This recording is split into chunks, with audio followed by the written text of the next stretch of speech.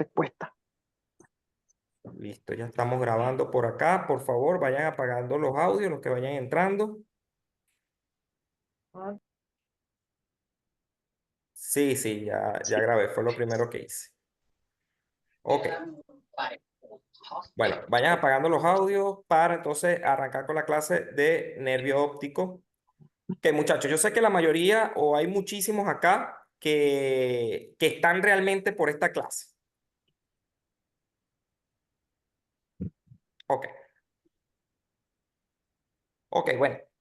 Sé que muchísimos les interesa saber cómo se mide el nervio óptico porque el mismo hoy en día ha sido sujeto de estudio y sobre todo brinda un abanico bastante amplio a patología, sobre todo en tumores cerebrales, traumatismo craneoencefálico, severos con hipertensión intracraneal, papiledema, etcétera. O sea, hay un sinfín, preeclampsia. Entonces, en este caso, me interesa que entonces sepan cómo identificar la vaina del nervio óptico y sobre todo cómo medir el nervio óptico. He visto muchos casos donde hay personas de manera empírica, sobre todo médicos, que colocan una falsa medición del nervio óptico reportando diagnósticos que no pasan porque no tenemos en consideración los criterios, así como he visto algunos falsos negativos, es decir, no tiene nada el paciente. Me toca a mí realizar la ecografía ocular, me tocó en un pediátrico, que bueno, sospechaban principalmente de un papiledema y bueno, los ecografistas habían reportado un diámetro normal de la vaina del nervio óptico, pero principalmente era porque no lo estaban midiendo de manera correcta. Entonces, la forma correcta de medir el diámetro de la vaina del nervio óptico es desde la desembocadura, ¿ok? Ustedes van a tomar 3 milímetros o 0,3 centímetros hacia abajo, ¿ok? O hacia la parte profunda, como lo quieran ver, en el plano que quieran ver. Y allí voy a trazar el diámetro transversal propio. ¿Por qué? Porque justamente acá todavía hay fibras confluyendo el nervio óptico. Por lo tanto, medirlo antes de los 3 milímetros no es fidedigno, no me va a arrojar de manera correcta el diámetro. Entonces, es necesario siempre, obligatorio, que ustedes cuenten los 0,3 centímetros hacia abajo, tal como aquí esta flechita te lo demuestra.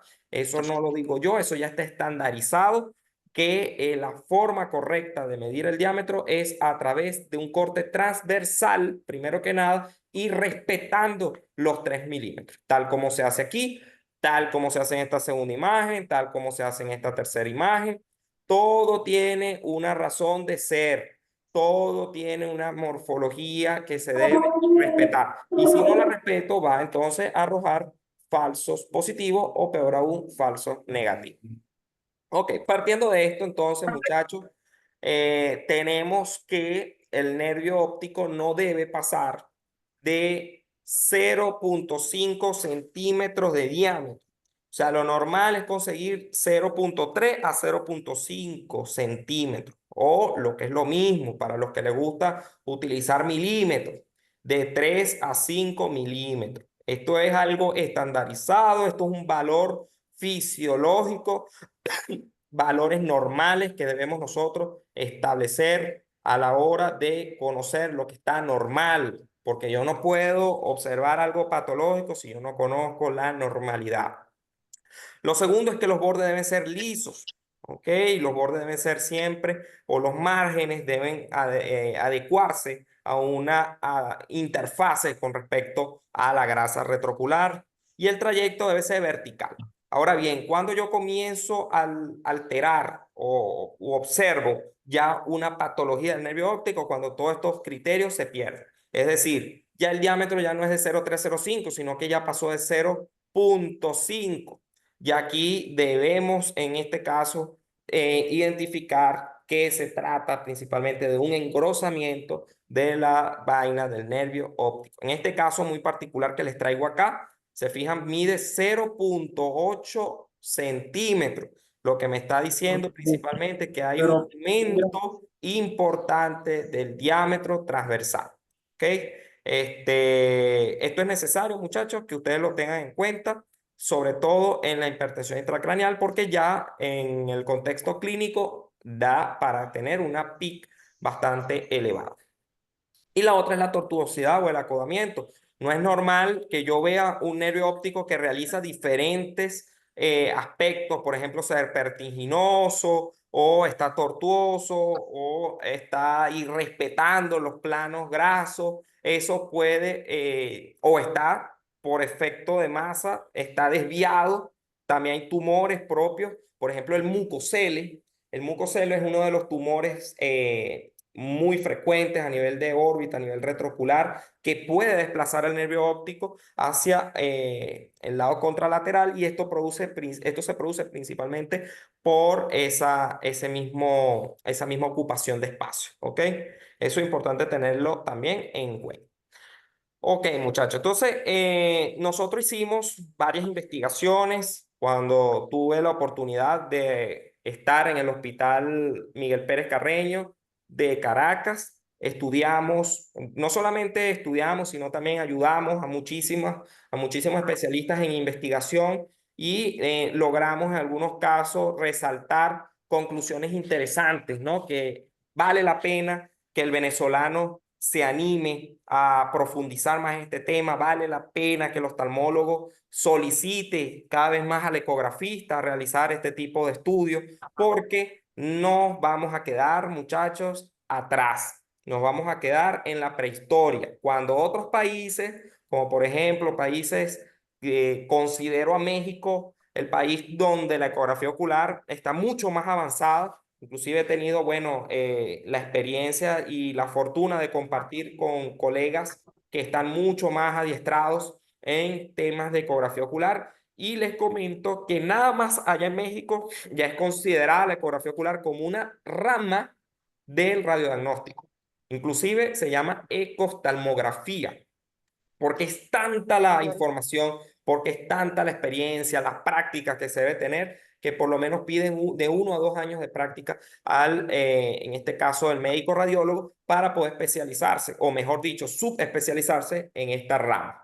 Es necesario también tener en cuenta que, sin embargo, la ecografía hoy en día está en auge. Debemos seguir investigando, debemos seguir involucrándonos mucho más en el mismo porque va a ser muy importante en los próximos años los estudios y los aportes que el mismo nos va a originar. ¿Ok? Entonces, por lo tanto, nosotros comenzamos, digamos, sentando las bases en Caracas, estudiando cada onda por separado. Tuve también la dicha, vamos a decirlo así, de compartir con un oftalmólogo retinólogo específicamente. Él realizó imágenes oculares, o sea, se especializó luego en solamente imágenes oculares y su fuerte era la parte de ecografía. Entonces, con él aprendimos muchísimo y también otros tipos de doctores, en este caso médicos radiólogos especialistas mucho más en el campo de Doppler,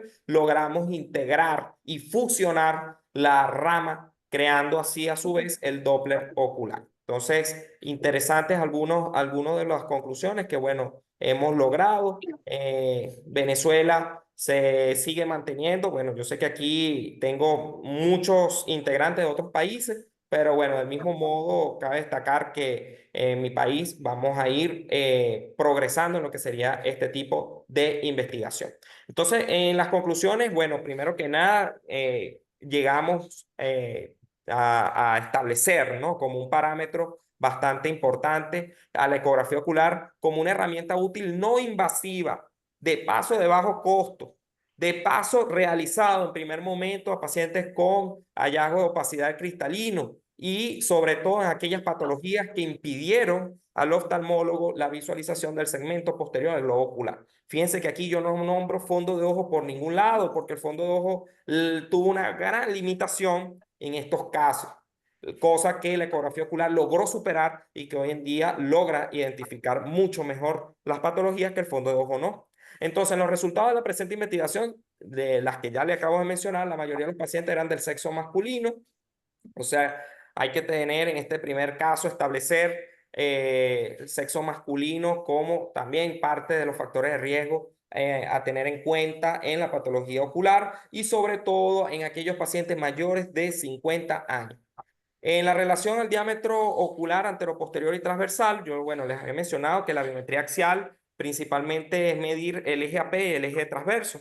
El mismo te puede arrojar algunos hallazgos en cuanto a miopía e hipermetropía, pero ambos globos oculares, en la mayoría de los pacientes que habíamos estudiado, la medida fue de 23 milímetros aproximadamente. Lo normal es que un globo ocular mida de 22 a 25. Yo no debo conseguir un eje largo antero-posterior ni tampoco un eje largo transversal.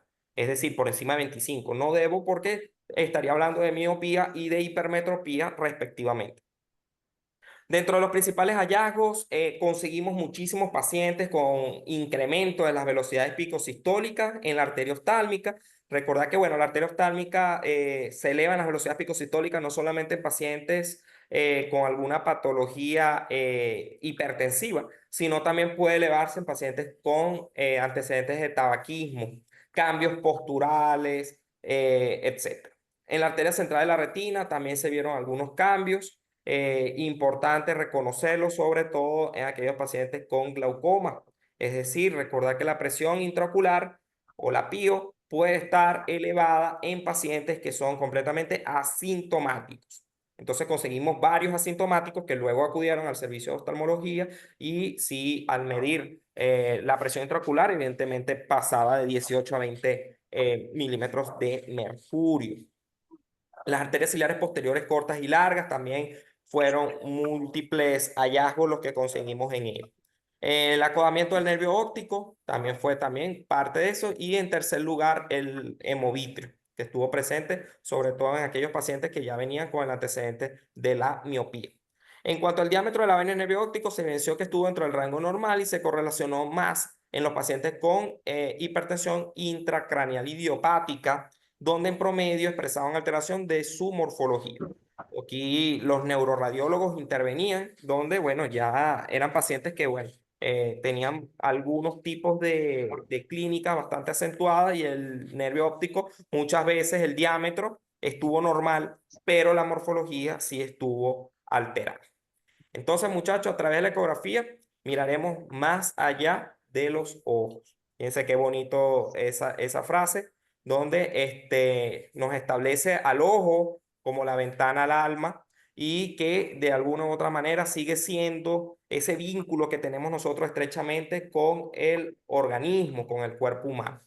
Entonces, bueno, sin más que agregar, hemos culminado esta masterclass, ¿ok? De ecografía ocular, esperando les haya servido muchísimo en la práctica diaria, pónganlo en práctica, siempre es importante que hagamos el ejercicio. Muchas veces, con el solo hecho de nosotros practicar, ya nos hace partícipes de la ecografía ocular, con Ya solo hecho de terminé discutir el curso. casos, de dar Ya algún tengo la tipo de titulación, opinión, solamente que de utilizar la herramienta de manera estoy haciendo las satisfactoria en el hospital donde subespecialidades se de ecografía, que es encuentren o en cualquier muscular, otro sitio. musculoesquelético, En Doppler. su consulta privada, la ecografía ocular siempre quiero que la tengan presente como que existe, como que sí está la herramienta y sí podemos observar, como la frase lo dice, más allá de los ojos. Bueno, muchachos, hemos entonces terminado satisfactoriamente nuestra clase. Si hay algún tipo de pregunta.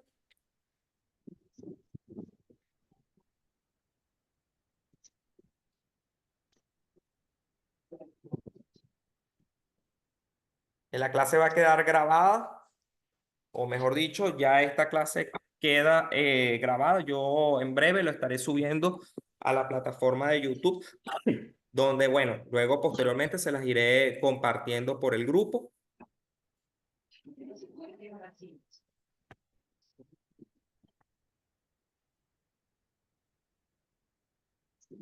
Ok, bueno, muchachos, entonces, bueno, agradecido que de verdad les haya gustado y bueno, nos estamos viendo entonces, si Dios quiere, para lo que sería próximamente el programa académico.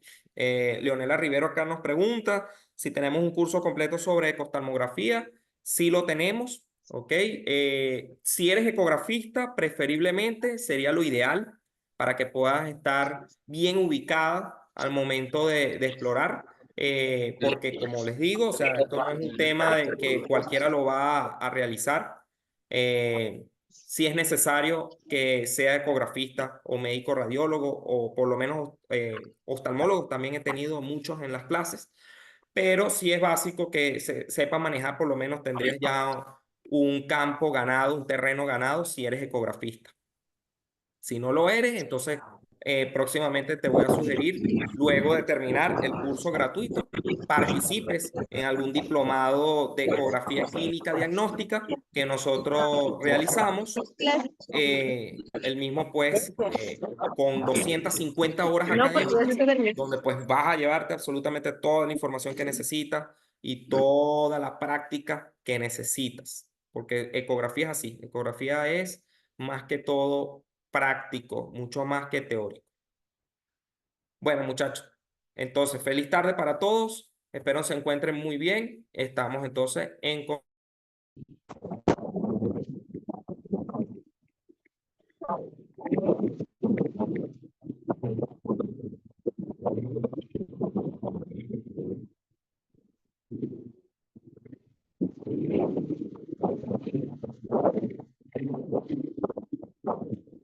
Ay, está bien, mira, chicos. Miren el arcoíris. Si no lo ves, porque los que están pues,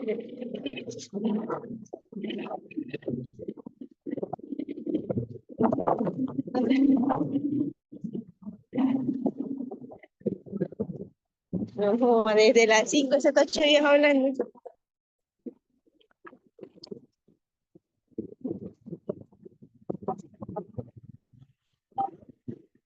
Ay,